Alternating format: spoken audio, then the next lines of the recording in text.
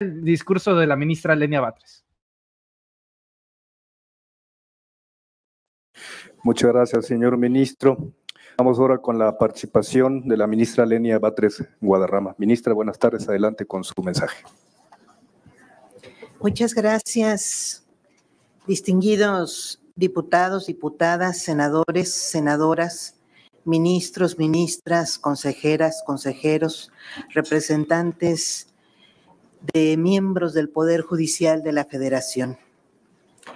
Hoy las puertas del Poder Judicial están abiertas al tráfico de influencias y cerradas al pueblo de México. El Poder Judicial es independiente de la ciudadanía, no de los poderes fácticos. No es una apreciación subjetiva.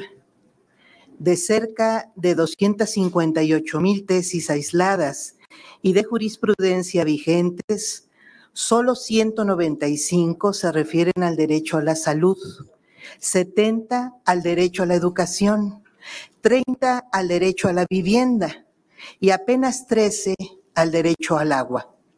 En contraste, se han emitido 12,845 tesis sobre impuestos y proporcionalidad tributaria, 1,387 sobre el derecho de propiedad privada y 891 sobre el libre mercado, que incluso llega a considerarse derecho humano. ¿Es este el Poder Judicial que necesita el pueblo mexicano? Yo creo que no. Cualquier reforma que se apruebe tiene que servir para que cumpla su única misión, garantizar justicia. Hasta hoy ha fracasado en esa labor. La reforma que se propone plantea 3 temas: elección de personas juzgadoras, sustitución del Consejo de la Judicatura por un tribunal de disciplina y un órgano de administración, acatamiento del límite de remuneraciones previsto en el artículo 127 constitucional. La reforma propuesta democratiza al Poder Judicial, lo abre al escrutinio público, obligando a sus titulares a responder al interés general. Crea el mecanismo de control que le ha faltado para garantizar rendición de cuentas, administración fiscalizable y sanciones a las personas juzgadoras. La reforma garantiza que de una vez por todas se cumpla con el límite de las remuneraciones de las personas servidoras públicas impuesto hace 14 años, cuyo abuso sigue generando indignación a nuestro pueblo. A esta reforma histórica quisiera contribuir con una propuesta complementaria que entrego a esta soberanía.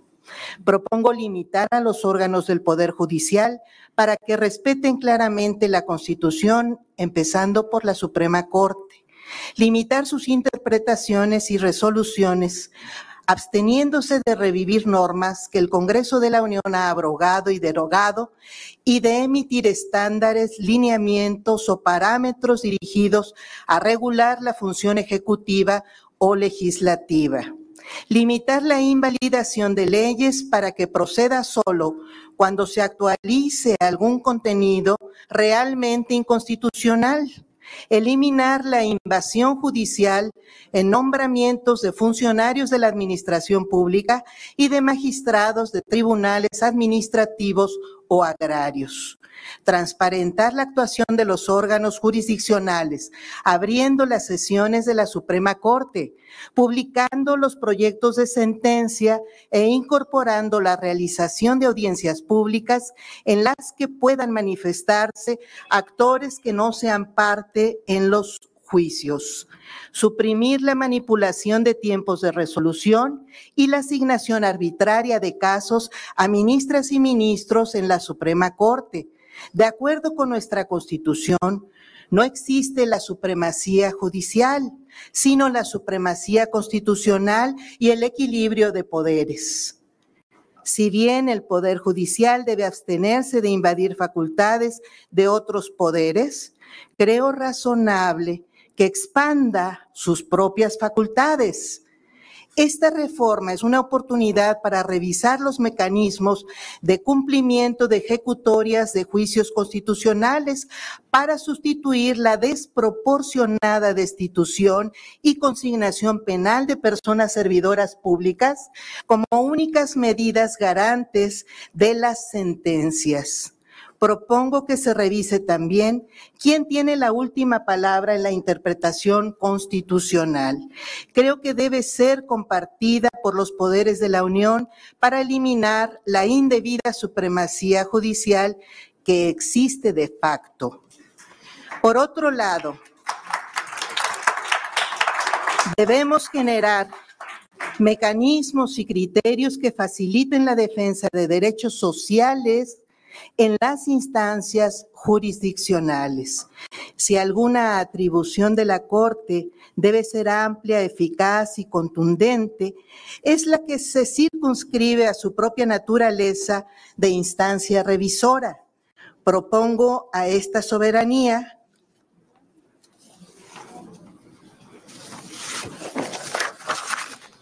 que otorgue a la Suprema Corte la facultad de plenitud de jurisdicción, es decir, que el principio de cosa juzgada tenga como excepción las resoluciones emitidas en contravención con las leyes y normas constitucionales, lo que la Corte Interamericana de Derechos Humanos ha denominado cosa juzgada fraudulenta.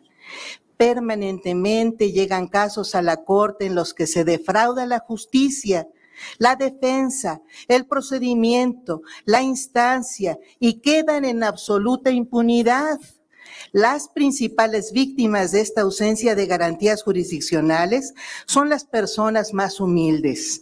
Si difícilmente pueden acceder a una defensa, es más constante que encuentren abusos que justicia en las y los abogados o los jueces mexicanos.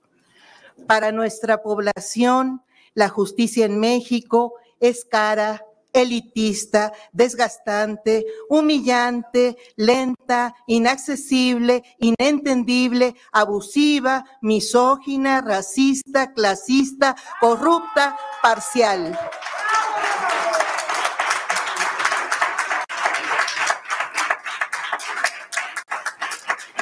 En una palabra, es injusta.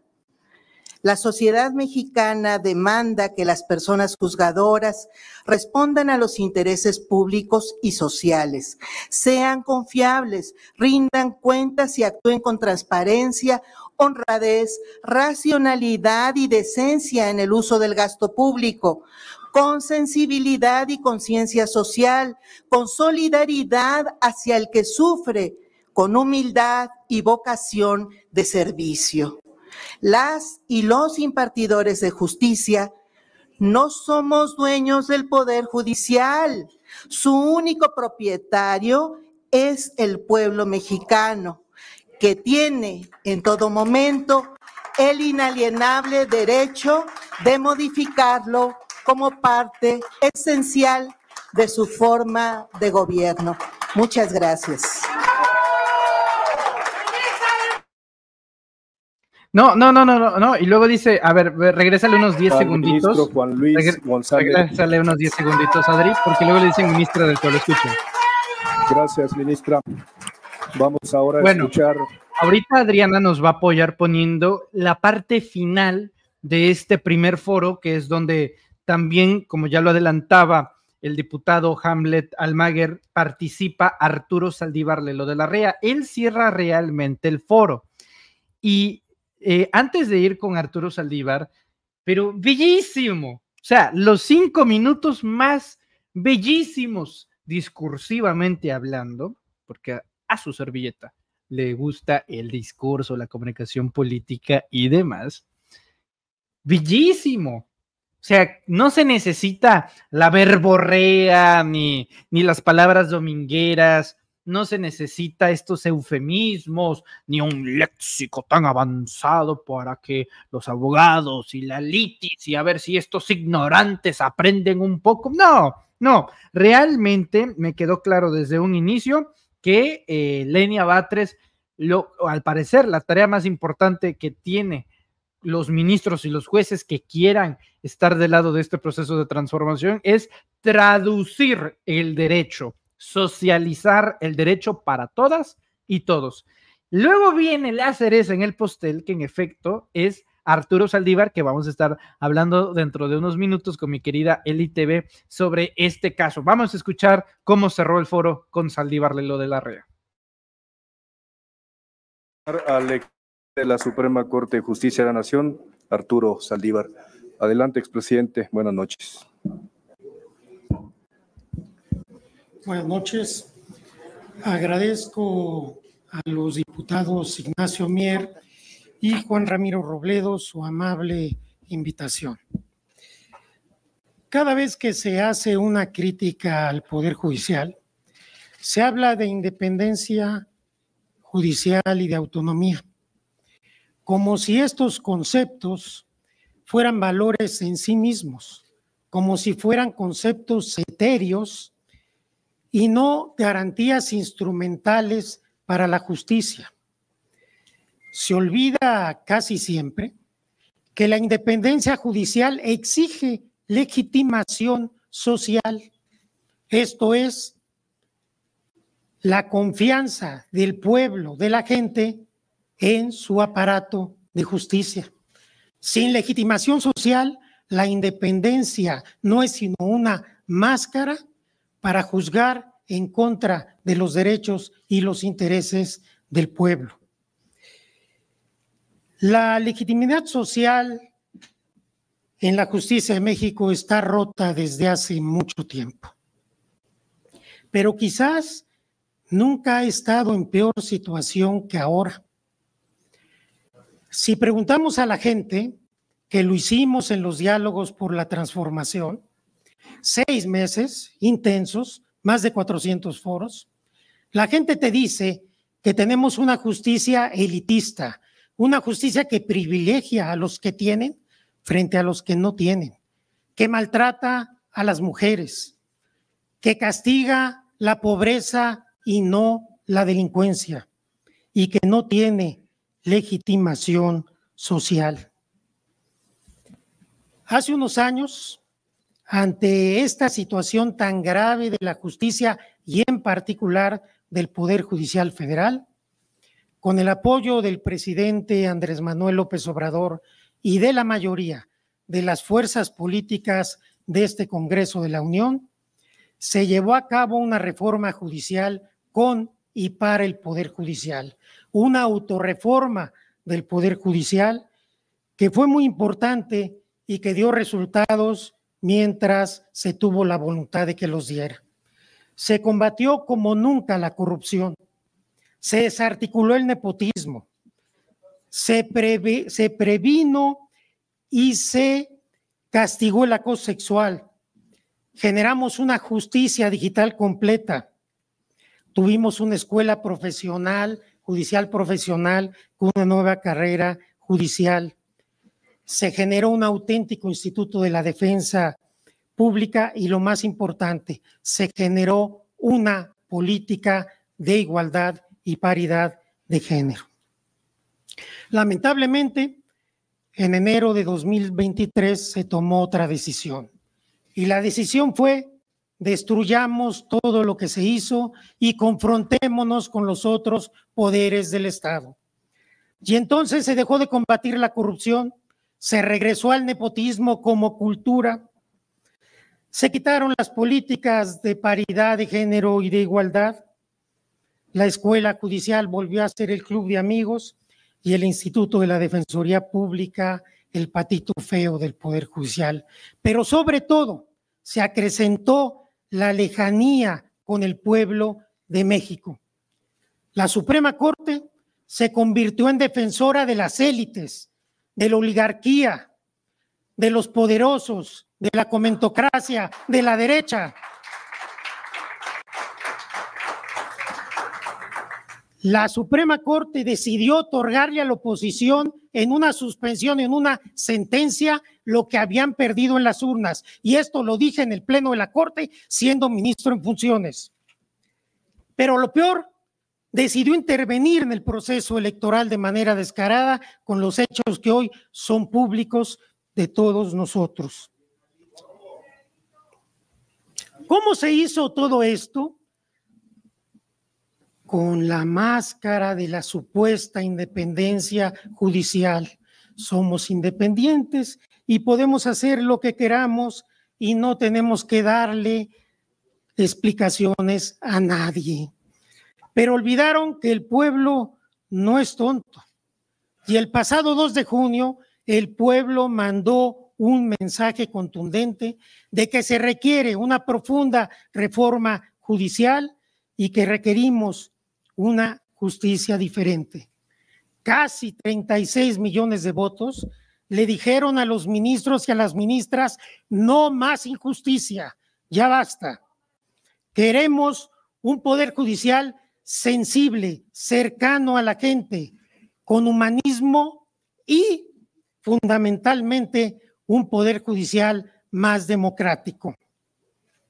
Tenemos hoy un claro mandato popular que no podemos traicionar. Más de 35 millones de mexicanos y mexicanas, casi 36 millones de votos, votaron por el Plan C y porque las mexicanas y mexicanos elijamos a nuestros jueces y juezas en las urnas mediante el voto popular. La justicia no es un privilegio, la justicia es un derecho. Devolvamos la justicia a quien le pertenece, al pueblo de México, para que por fin sea una realidad la máxima de todos los derechos para todas las personas. Muchas gracias. Muchas gracias, ministro. Presidente Juan Ramiro, ahí con eso, final. Ahí con eso. Es lo que sucedió en el foro del Poder Judicial, en uno de los primeros foros de debate a la iniciativa de la reforma judicial. Y yo me pregunto, ¿qué va a hacer esta gente cuando se apruebe la reforma judicial? ¿Van a salir a desacreditarla? ¿Van a decir que fue un golpe de estado técnico? ¿Van a decir que es inconstitucional? La locura judicial sería decir que es una reforma inconstitucional cuando es a través de la iniciativa de la Cámara de Diputados. Ahora resulta que una reforma constitucional es inconstitucional. ¿Qué van a hacer? ¿Desacreditar porque no los invitaron a debatir con la presencia del máximo líder del Poder Judicial, que en este caso es Piña? No, ya no hay vuelta atrás y este es el principio del fin del Poder Judicial como lo conocemos y creo que para bien de México. Le voy a pedir